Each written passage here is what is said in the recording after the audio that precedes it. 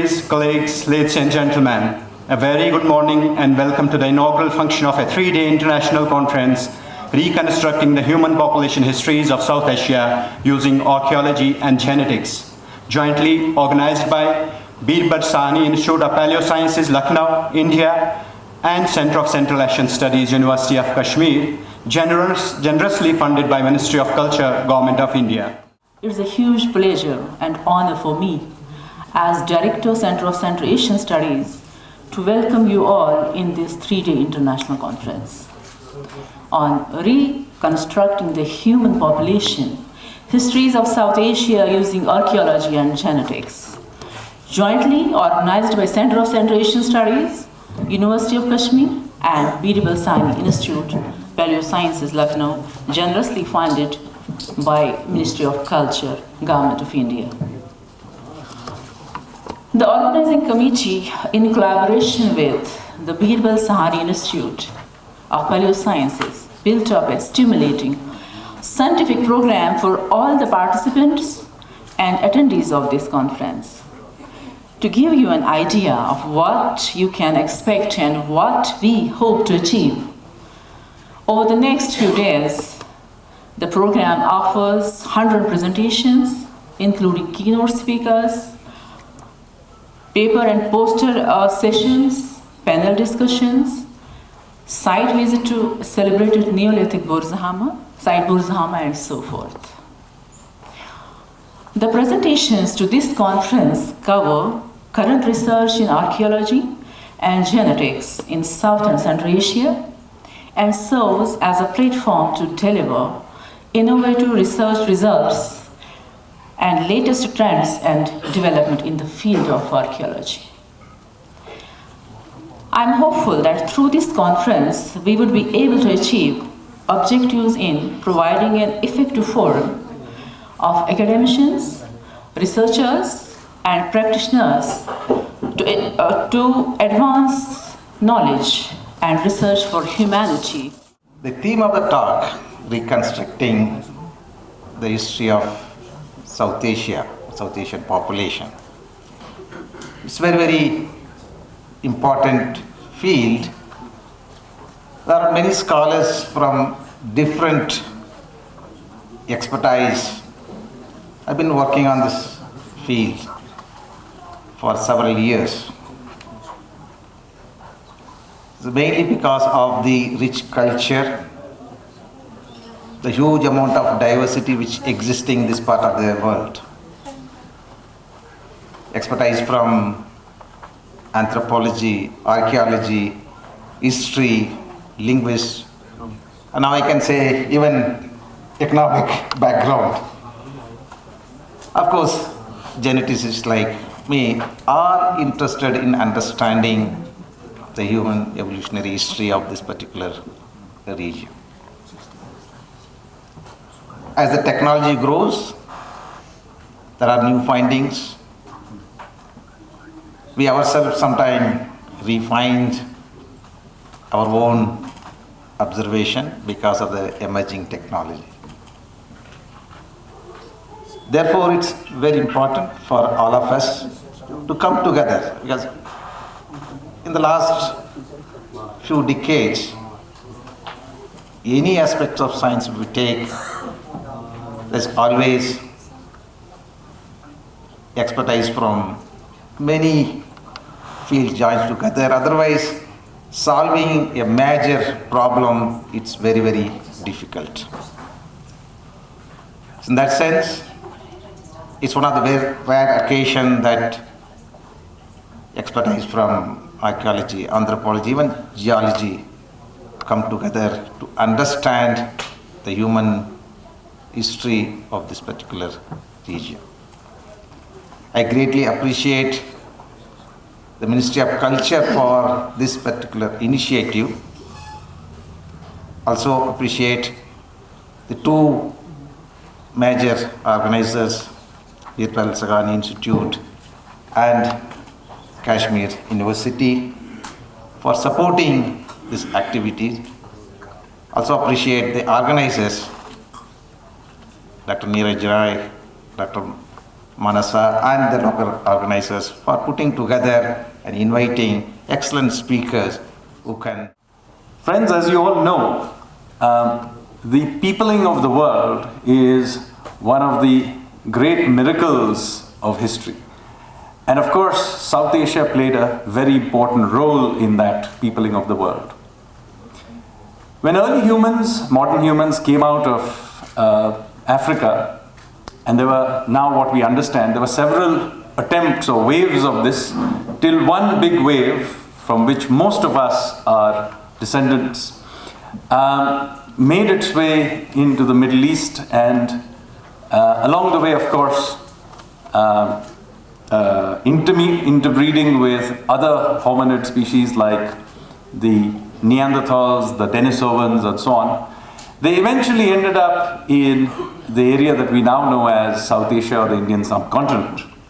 And here there seems to have been a fair amount of an explosion of groups and genetic groups that came about, many of them who ended up in various parts of the world and peopled them. And all of this happened at a very early stage of the human journey. Maybe something like 75, 80,000 years ago. So a lot of the genetic variation that you see around the world has some input from this part of the world. But the assumption usually is that much of this happened through terrestrial routes, i.e. people walked on land to go to various places. This is an obvious assumption. We are a land species, so the assumption is that we must have gone to most places mostly by land. But in fact, there is a lot of evidence and growing evidence that maritime routes actually played an important role in all of this.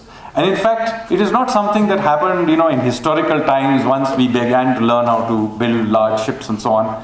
Very, very early on, we seem to have been pretty good at crossing large maritime spaces or the seas and end up in new lands and discover them and populate them. So, right in the beginning, something like 65,000 years ago, one group of humans walked along the coast of India, along the coast of Southeast Asia, through what we now know as the islands of Indonesia, which, by the way, were all connected because the sea levels were much, much lower than they are today. So they literally walked across Sumatra and Java and so on. And they ended up in the island of Bali. And then they did something quite remarkable, which other mammalian species before them had not done for a very, very long time, for millions of years. They crossed the Wallen's line. Now, what is the Wallen's line? The Wallen's line is a very interesting thing. You see, between the islands of Bali in Indonesia and the next island, which is the island of Lombok, these islands are very close to each other, but there is a very deep channel between them.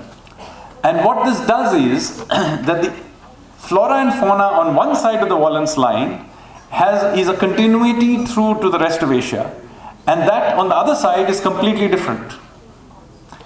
And so what happens is, for example, you have tigers in Siberia, you have tigers in India, you have tigers in the Malay Peninsula, you have tigers in Indonesia all the way through to Bali, but not in Lombok. So suddenly you have this line beyond which the flora and fauna begins to go into a different universe. These have been separated for so long that even though there are mammals on the other side of it, for example in Australia you have the marsupials, but they're a totally different kind. So humans, somewhere around 65,000 years ago, crossed this channel, and this channel requires you to sail out beyond the visible horizon. So they sailed out and then they went further and further and ended up, and again, as I said, there is some controversy about the exact date, but very, very quickly. So according to a Nature article in 2017, around 165,000 years ago, the ancestors of the Australian Aborigines ended up on the continent of Australia. and they began to colonize it. Now notice that in order to do all of this, first the jump from Bali to Lombok, and then from wherever those islands were onto the Australian continent, required us to sail over the horizon, i.e. have the confidence to actually do a maritime transfer. And enough people must have made that transition to have begun to create a population that went and actually began to populate these countries. And this is not very unique. So if you're thinking about modern migrations leading to peopling of the world happening from, say, Columbus's journey to the Americas or so on, do remember that this has been going on literally from the very beginning of human history. And you begin to see that over and over again. So for example, right in the beginning, the links between the Middle East and the Indian subcontinent, very, very early on, the dawn of civilization, when the first cities of the world were being built, both in Sumeria, or Mesopotamia, and in the Indus Saraswati civilization, in the Harappan civilization in India, their contacts, part of it was of course terrestrial, on people moving back and forth through Balochistan, by the way, which was a grassland. It was not desert, so people could literally walk across it. But a lot of that contact actually was maritime. People were actually sailing out from the ports of what we know as Gujarat today to Oman, to what we know as the UAE, then to Bahrain, and all the way through to Mesopotamia, to the early cities of Ur and Uruk and so on of the Sumerians. We actually have descriptions of what they call enclaves of Indian merchants living in and around these cities. So if you go to the Middle East and see lots of Indians there, do remember that there have been enclaves of Indians living in the Middle East from the very, very beginning. And this was actually a continuum, people going back and forth all the time, exchanging goods, exchanging ideas, and so on and so forth. And here on our side, what was going on? Well, again, we tend to have this very landlocked view of how Harappan civilization evolved, traded, and so on. But in fact, some of the glories of the Harappan civilization is actually maritime. Take, for example, Gujarat. First of all, remember that Gujarat did not look like what it does today. Just like, remember when the early ancestors of the Aborigines were crossing Southeast Asia and heading towards Australia, they were literally walking over the islands because they were all connected. Sea levels was much lower. Well, during Harappan period, they were much higher than they are today. So much so that the peninsula of Saurashtra, what we see as the peninsula of Saurashtra and Gujarat today, was actually an island. Kutch was an island. All those salt flats that you see of the run of Kutch, right? They were not salt flats at all. They were the estuary of two large rivers, the Saraswati and the Indus. Indus today flows into the sea and somewhere near Karachi. But it's actually a totally modern thing. Earlier it used to flow much further east. In fact, even in the 19th century, one of its branches used to flow out into what we know as the run of Kutch, and it looked like an estuary. And the climate was wetter at that point, at this part of the world. So much so that it probably looked, at least in the beginning, the early Harappan period, it may have looked a little bit like the Sundarbans. And that is why, if you look at Harappan seals, it's full of tigers, just like the Sundarban tigers. You do not see any lions there. Today we know Gujarat about lions, but there are no lions because it was too wet. Lions are a savanna hunter, they need dry grassland. There are no lions in the Harappan civilization, but it's full of tigers. Why? Because northwestern India was wet. And in that landscape there were ports. So there was a port called Dholavira, very important port. And today it is on an island that it's marooned in the middle of nowhere in the salt flats. Why on earth were people living there? Well, because it didn't look like that. They were basically an island with estuary. People were sailing back and forth from there. Some of them were sailing westwards to, as I said, all the way through to the Middle East. And they were sailing past a place called Dwarka. We still call it Dwarka. It's the gateway. Gateway to what? Gateway to sail out to the lands to the west. And similarly, they were also sailing down south towards down the Konkan coast. And there too, you have, everybody tells you about the dry docks in Lothal. Now the Lothal itself was probably not, and this is my guess, so it's my opinion, I don't think it was a port at all, unlike what people identify it as. It was actually a customs depot. So people going towards Dholavira, because you see, if you go to Lothal, you'll see one very interesting thing. There is a very large dry docks, but there is a very, very small settlement.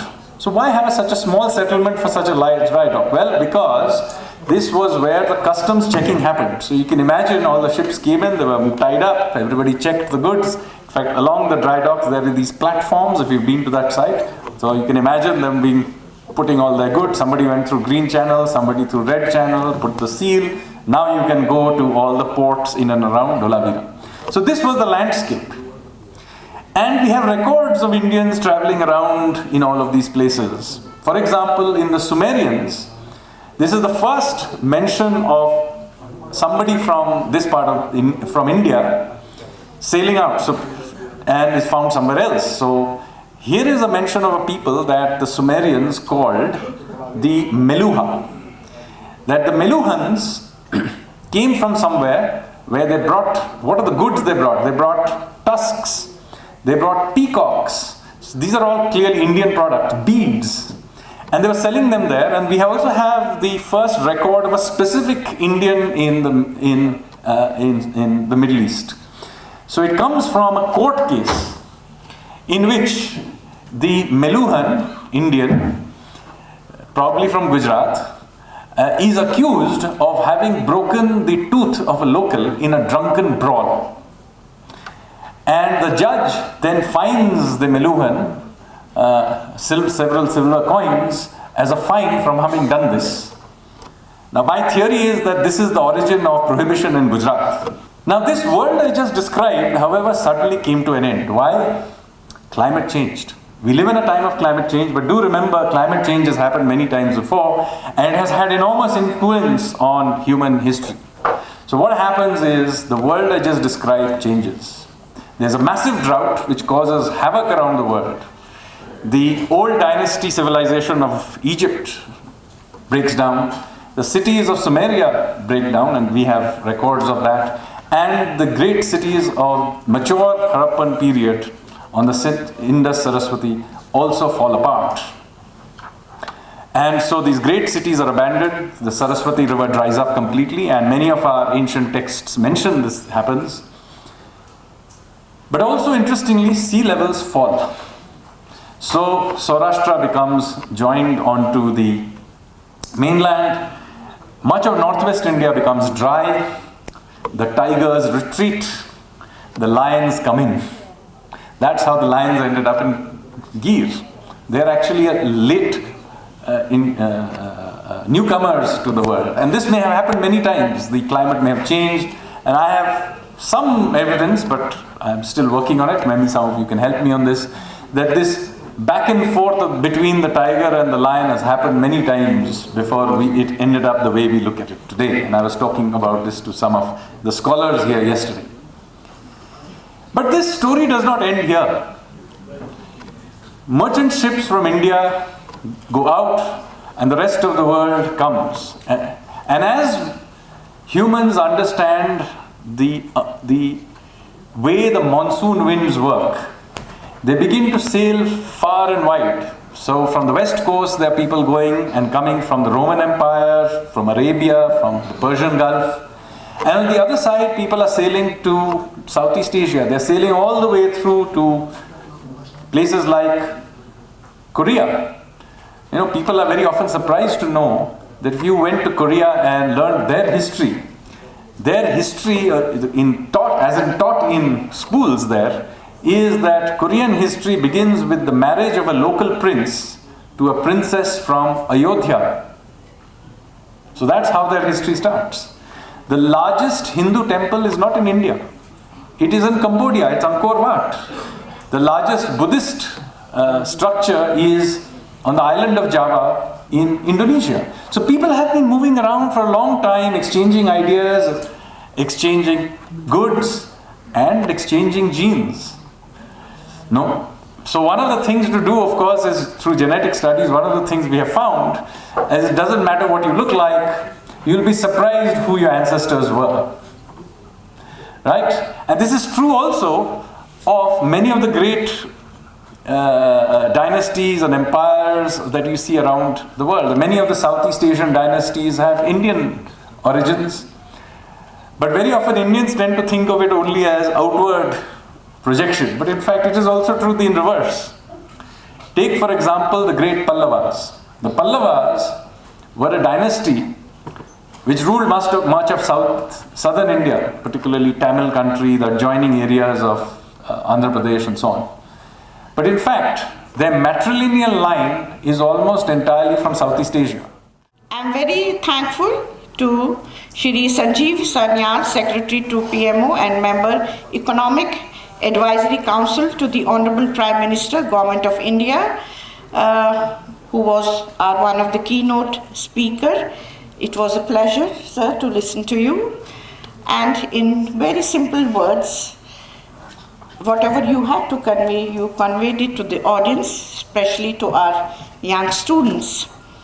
Professor Partha Majumdarji, Founder Director, National Institute of Biomedical Genomics, Kalyani, another keynote speaker who spoke just before me. It was really, in very simple words, you explained, and it was a very informative speech, a very quite researched very deeply, but presented in a very simpler form, which I'm sure must have been very useful to the audience and to our young students too.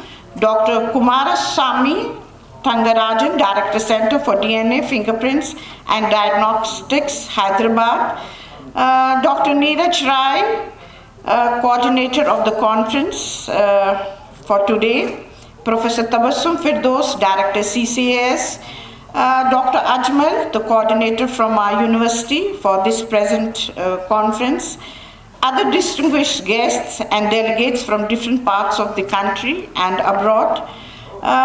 Dean Academic Affairs, Dean College Development Council, directors of various campuses, deans of the faculties, heads of the departments, registrar of the university whom I kept on toes since yesterday, other officers of the university, research scholars, officers from JNKUT, and dear students.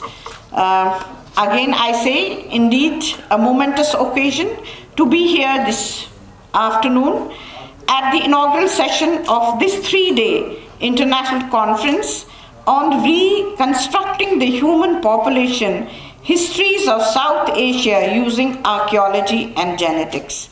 A very important topic which has been chosen, which will be deliberated for 3 days, and I'm sure the recommendations will come up, which will be taken care and will be worked on.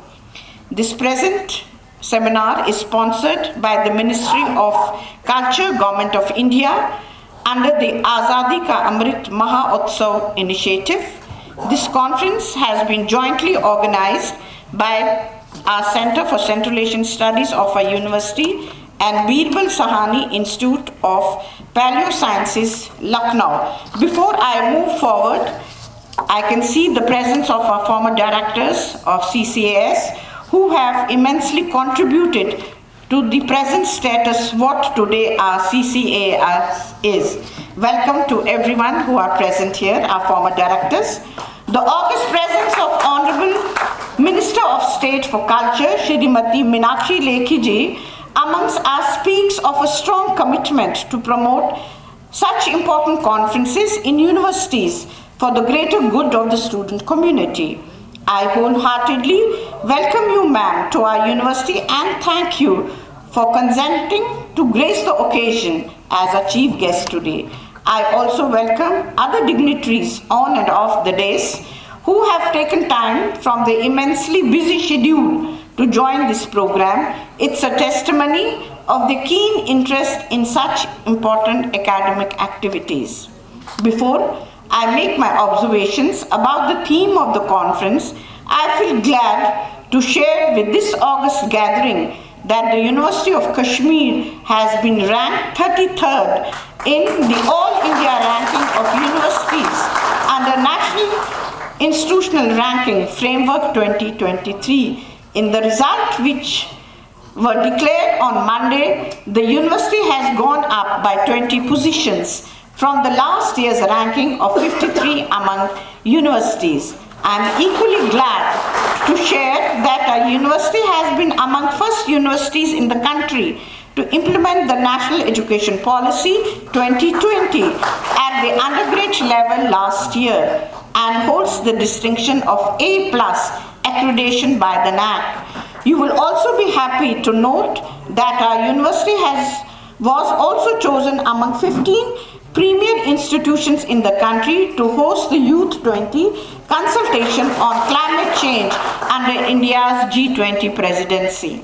And today, with this important event, our journey to hold international level event continues further. Coming to the theme of this 3-day conference, even though it is a highly specialized area, I think it matters to the subject experts as much as to the people at large, especially our young students and research scholars who are here. The theme of the conference talks about reconstructing the human population histories, which is a fundamental area that I am sure would be discussed in great detail during the technical sessions as to why it is important to study the human population histories in the first place, and then what is its significance for our today and our tomorrow. As we all know that human history is a complex phenomena, it is kind of an evolutionary process. How people have behaved in the past, how they dwelled, what they ate, what they did for their livelihood, how they interacted with each other, what were their modes of communication, their modes of transportation, and a host of other things. Studying all this would give our students a peep into the human history and the past environments, as the theme of the conference suggests. Ladies and gentlemen, during the recent COVID-19 pandemic, we all came across reports from different parts of the world regarding the deaths and anguish. The pandemic, however, put a spotlight of medicos, academics, scholars, and researchers on the early pandemics that have taken place in the world. There were several articles in international and national media regarding this, how people responded to pandemics in the early times. When did the early pandemics take place? What were the factors that triggered those pandemics? And several other related aspects. The point I'm trying to make is that the study of human histories is very critical to our understanding of the present and our journey to the future. For the information of our young students here, I must also make a point that South Asia in general and our country in particular has had a great civilizational heritage which has either originated or evolved in the country since times immemorial. Whether it's the diversity in culture, whether it's the ancient art, whether it's the vast spiritual and scholarly contributions of great Indian scholars who have left an indelible mark on the world's knowledge landscape or any other aspect. We will see this rich history and heritage being talked about. But the larger question here is, have we been able to tell our youth about this great history and legacy? Have we been able to reconstruct it for them? Have we created those platforms where such reconstruction would spread far and wide? All these questions, I think, form an integral part of this conference, and I am confident that these critical questions would be addressed so that our youth carry forward this ancient legacy of great learning, great scholarship, great art, great cultures, and resultantly the great Indian history. As a person who loves reading up, dealing with narratives, right, left, center, is all about different groups working differently, and in our traditional way we say ekam sat vipra bahuda vadati, which means the truth is one, but different wise people speak differently. So I'm not challenging the wisdom of the wise people, but what I'm challenging is the story writing which happens, which is without collaboration from other disciplines and without being challenged by people from other disciplines. When we work together with people from different disciplines, archaeology versus genetics, versus economy, versus trade routes, versus ancient maritime routes, versus your DNA, versus the sculptures, versus the art and craft, the jatakas, the storytelling, you're able to build complete narratives because the gaps get filled up by people from other disciplines. So there is some evidence which is literary evidence, there is some evidence which is through folklore, there is some evidence which is through inscriptions, there is some evidence which is through trade routes. All that needs to be collaboratively brought together. The unfortunate part is that history gets to be written by the victorious and not necessarily by the people who actually made that history. And that is the injustice which has happened with Indian history. Most of the history, and usually people will say, oh, Indians never preserve their history. The truth is, we did preserve our history. We had the biggest libraries. At a time when people did not know the word universities, we were running those universities. The present Westphalian model of nations, nation states, is coming in the way in understanding what history is all about. And fortunately, people in the past did not recognize the boundaries which are today nation-state boundaries, and people could geographically move from one region to the other. I find that whenever these things are written or spoken about, for example, there's nobody using the word Saraswati Harappan civilization as if Saraswati did not exist. Harappa was the first city to be discovered. Fortunately, my ancestors come from Harappa. We have our land from Harappa. One side of my family, my father's side, we come from Harappa. Chaktu was the address which the history is reminded of. And when excavation work, etc. was done, my father would have been 6-7-year-old boy who would carry utensils from home and try and replicate the archaeologists in that region. So what I'm trying to emphasize is, and the other part, my mother's part came from this part of India. They were Kashmiri Brahmins.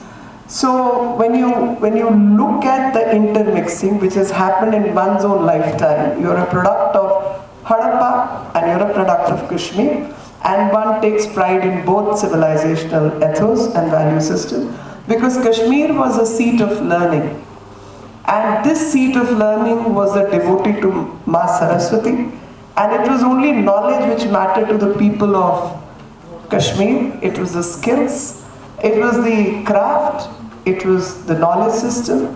The world knows about Greek theatre, but how many people across the globe know about Abhinav Gupta? And I'm sure they know about it, because in various libraries in UK, US, Chicago University, in German Heidelberg University, Max Planck Institute, they've got all our books.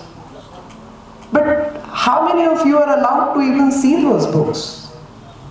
How many of those books are digitized and made available to the very people who created those books? And that's why I say the history gets to be written by victorious, and very few recognize the people who actually created that history. So Abhinav Gupta wrote about dance, drama, music, a treatise on Natya Shastra. And that is the time which is identified is a few century BC to maybe first AD. That's the kind of timeline which is described. And that description, before that, the Natya Shastra existed. So Natya Shastra would have been still older, but nobody is willing to talk about it. And this treatise and even Natya Shastra in small shlokas describes lighting arrangement, makeup of the artist, dresses of the artist, what should be the length and the width of the theatre stage, and how the budgeting should happen. Imagine, this is the rich history of this country. The books are lying somewhere else, the original copies are lying somewhere else, digitized copies are not being made available, and those are the people who are going to write your history. So I think when we talk about Azadi Ka Amrit Mahotsav, this is what Azadi Ka Amrit Mahotsav is all about. Decolonizing your minds, decolonizing your history, and writing history with a fresh perspective. And the perspective which is an Indian perspective. And I'm not blaming people, because people have a limited worldview. And I go back to that story, the Jataka story, which all of us would have read in one form or the other, that there are several blind men who are trying to touch an elephant. So somebody says, this is a pillar, this is a fan, this is this, this is that, because nobody is able to read the comprehensive story. So each one is feeling or understanding the limited part and not understanding the whole body of an elephant. And this is the whole body of an elephant which needs to be understood. And for once, I bow before the science, because mostly science is unbiased. It is going by the factual methodology, and scientists get to be challenged no matter where they are.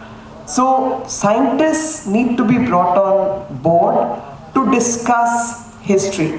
History could be biased because colonization of the mind happens by the colonizers themselves and the one who have been colonized.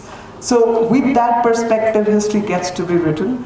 But the people who can put everything together, who do not mind themselves being challenged, who do not mind challenging others, and all with a love of Saraswati, all with a love of knowledge, that if somebody is challenging the knowledge, it is helping you think differently, it is helping you research differently, it is helping you understand the subject differently, and you put in that effort. And that's why I have a huge respect for scientists, because they challenge themselves and they like to be challenged. They like to go back, research, get more answers, come back with the questions, get more answers, and again with a sense of detachment. When we are researching and we love knowledge, that sense of detachment must exist. Otherwise, in other parts, in other disciplines, there is a sense of attachment. I found this, I discovered this. Now here, when I talk about my history, which I take a lot of pride in, that the Westphalian model of governance, which has been adopted from 14th, 15th, 16th century onwards, the history, the dominating history of the world gets to be the dominating history of Europe. But rest of the parts of the world, the rest of the parts of the globe get to be studied by them post 16th century. That is the period of Renaissance. But in this country, especially when I'm speaking and standing in Kashmir, I feel no, Galileo was killed for saying Earth is round and it goes around the sun. So there has been a level of understanding, and that is that I do not know everything. There are people before me who knew more, and there will be people after me who will still discover more. So acceptance that you are not the supreme, and that comes from a historical perspective of having a civilization which is few century BC year old, at least 5,000, 6,000, which the timeline others are giving us, and I'm so sure that it is still older. So with that perspective, human beings existed, human beings will continue to exist.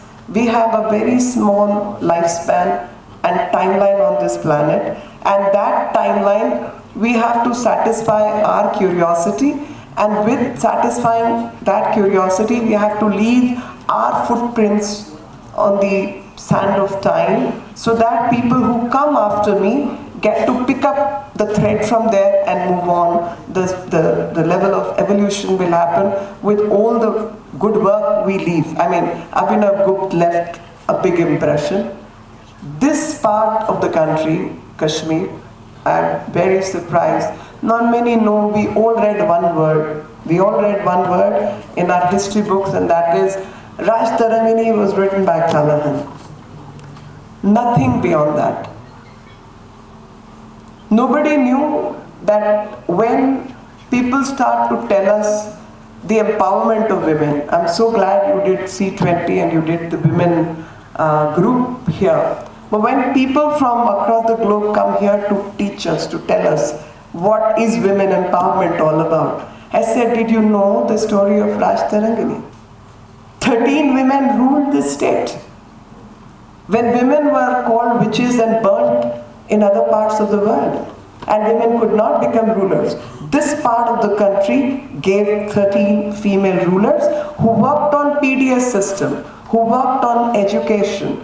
And there's one very strange story. The man was an addict.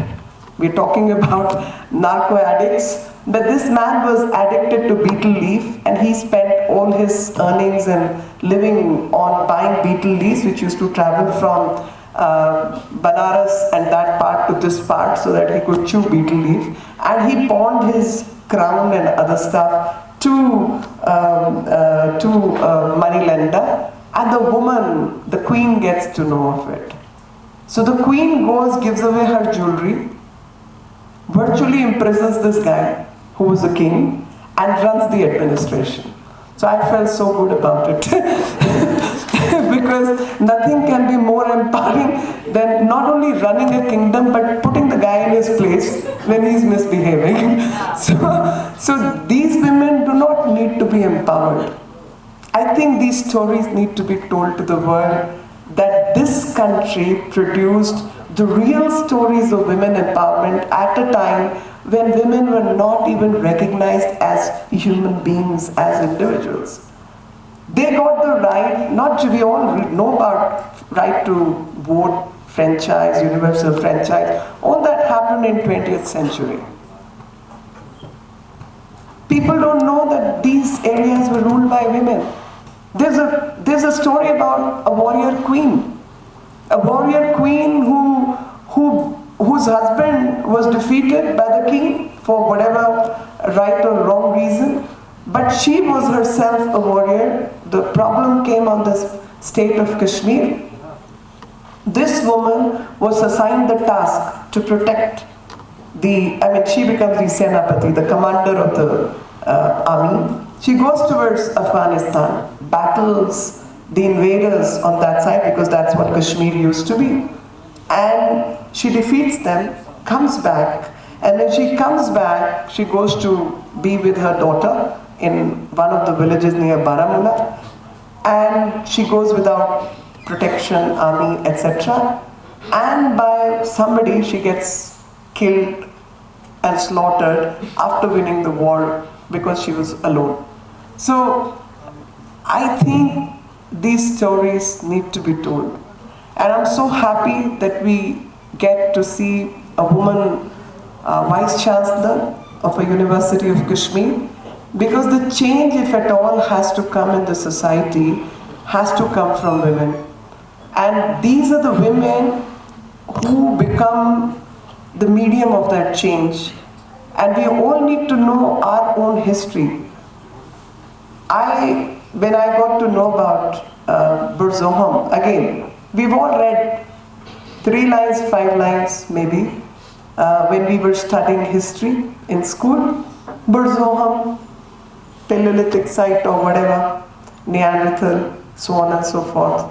Some prehistoric, that is the kind of reference which we get about Burzoham.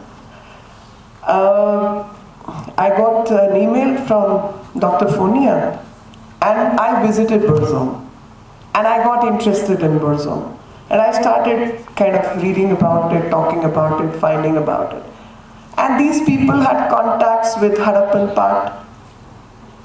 Through the river they were trading.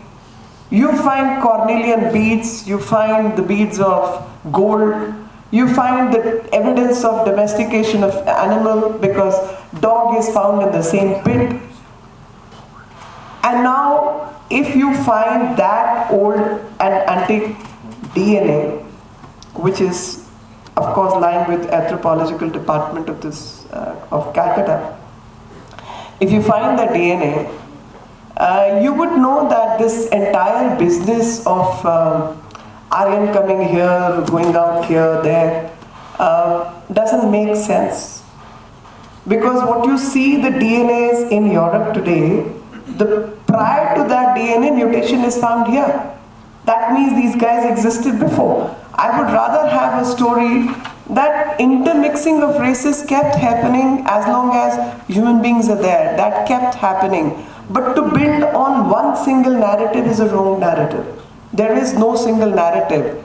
Ekam sat vipra bahuda vadanti. So truth is one, but all wise people are speaking from the limited perspective of their own perspective and not speaking from a comprehensive perspective. And that's why this conference becomes so very relevant, that all the wise people come together to formulate the comprehensive perspective and put the things in right perspective, which will benefit not just the people of Kashmir, not just the people of India, but the entire humanity. The greater the truth, the more courage you have to face that truth, the more courage you have to say that, look, human civilization has its own ups and downs. And even today, if we look at, any part of the country, any part of the world, not everyone is developing at the same pace. So if you find Paleolithic stage in one part, not necessarily other part of the world also was going through Paleolithic. Maybe they had become a Bronze Age by that time. Maybe they had even crossed that Bronze Age. And that perspective also must come. I find that perspective not being there. I find people think Paleolithic means between this and this, everybody was Paleolithic. Not necessarily. The uneven development of human beings is going to be there. Not everybody has a rocket today. Not everybody has reached the space. Not everybody has gone to the depth of the sea, which one country and one pair of scientists would have gone. So similarly, those were the technologies at that time. Wheel was a technology. Baking was a technology, pottery was a technology, domesticating animals was a technology. Not necessarily that one part has done it, so everybody else has done it. Maybe it happened in one part and others part were struggling and it would have taken longer. Again, some very interesting, again I was seeing Dravidian, non-Dravidian, I call it rubbish for the simple reason that Harappan DNA, so-called Harappan DNA, which I possess, I'm sure everybody else in the audience also possesses the same. So the Harappan DNA is found even in Pondicherry and beyond that. I was listening to ma'am in the morning, that was about Khorastan script. The Khorasti script, I've seen it with my own eyes. Khorasti script is found in Erikamedu. In Erikamedu, the museum in Pondicherry has several vases where Khorasti script has been found. In Khotan, region of Khotan, which many people here may not know, that Khotan was an area which has been inhabited by Indians. And there are linkages and stories which you find in Buddhist texts, in Jainism, in other texts and Sanskrit texts. When you are tracking the root of Sanskrit language, you find that Ashok married another woman later in life. And as happens in all kingdoms, this woman did not want the son, the oldest son of Ashok, to become the king, which was Kunal. She got him blinded. And because she got him blinded, the king was sick on his deathbed, but still the king, still the ruler and very powerful man that he was. So he threw her out along with the Nobels who conspired to do this, and those people went and established the state of Khotan. Now this reference you find somewhere else. And when you will probably track the DNA, the Uyghur DNA may be yours and mine. The part I'm trying to emphasize is that there have to be more collaboration, more cooperation, willingness to listen to each other. And challenge also. I'm okay with challenges because challenges bring the best, but challenges with the elasticity of thought that I'm not always right and I do not know the whole truth. The civilization in this part of the world has existed from few centuries BC and will continue to exist till many years later. We've been of scientific temperament, and that scientific temperament should be preserved because scientific temperament is a temperament which accepts the challenges, which wants to learn more, understand more, and never say, I know everything.